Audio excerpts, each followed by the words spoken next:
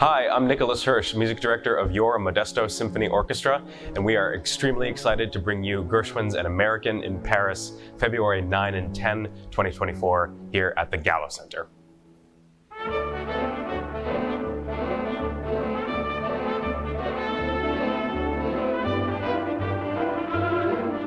The centerpiece of this concert is Gershwin's very famous tone poem, An American in Paris. But the program is actually a little bit more than that. It's really a snapshot of a period of time between World War I and World War II of artists and composers in both America and Paris. Three composers who are finding their voices and exploring the connections between them.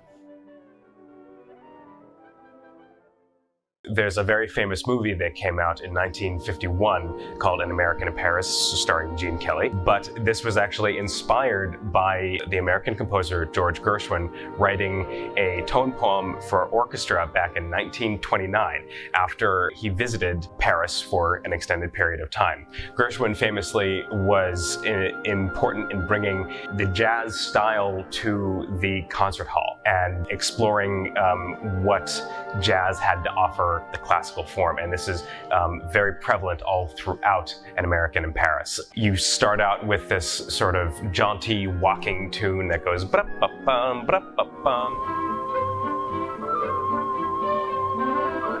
and explores all sorts of street sounds and sights, and you even get blaring taxi horns, quite literally taxi horns being played in the percussion section, before you explore a different character of nostalgia and homesickness even. And it's a very beautiful trumpet solo that Gershwin writes to explore his homesickness of being in Paris and missing his home of New York. And it's a wonderful piece with fantastic solos, fantastic virtuosic writing for every instrument in the orchestra. It's really a tour de force, and it's no wonder that this piece of music inspired a film because it's just so vivid and technicolor.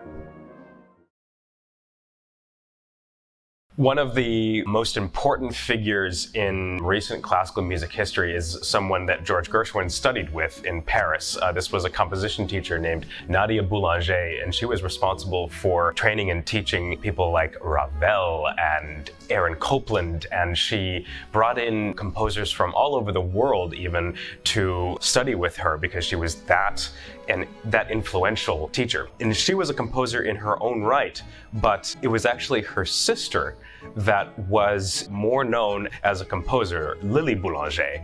And she tragically died very young at the age of 24. And Nadia, as a teacher, I think taught what she knew of her sister most of all, because her sister was such an extraordinary voice. She was really responsible for bridging the period of French Impressionism, you think of people like Claude Debussy, to a much more modern sound that we think of now, almost a sort of jazz-influenced sound even as well.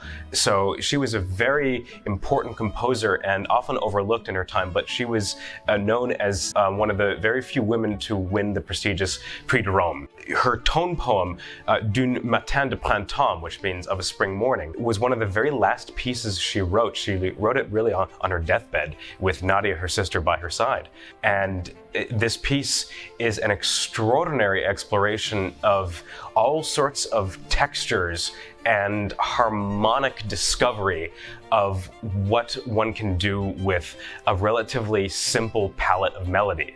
And that's, I think, what makes Lili such a fascinating composer, is what she can do with a very little melodic motif and turn it into such an extraordinary tone poem that brings vivid colors and vivid pictures of flowers blooming in spring. And this is you can really hear the connection between the harmonic choices she makes and even Gershwin's harmonic choices in An American in Paris, which is what he would have been learning from her sister, Lili Boulanger.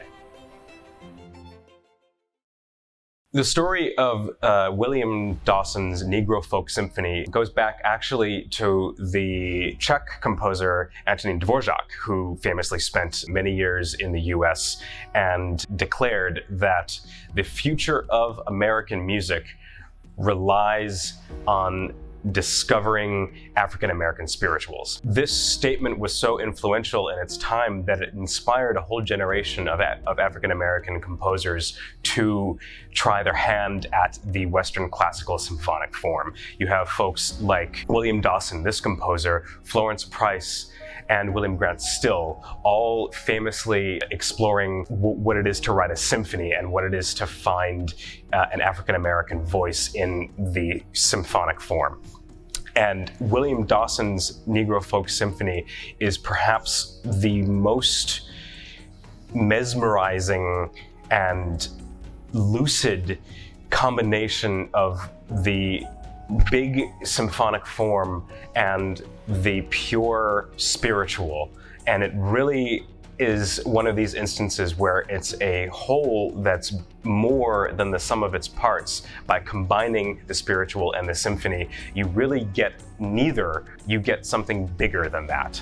And it's extraordinary music. It becomes this sense that these melodies are deep down within your subconscious that have always been there and are being explored and developed in this massive, massive symphony for a big, big orchestra. William Dawson wrote the symphony in 1934. It was premiered by the Philadelphia Orchestra and unfortunately languished for many years until Dawson went on a trip to Africa where he heard traditional African musical experiences for the first time. And he then incorporated, in a revision to this symphony, he incorporated the sounds of African drums in the finale. Essentially go from this haunting first movement into a breathtakingly, heart-wrenchingly beautiful second movement into a glorious celebration of life and African-influenced music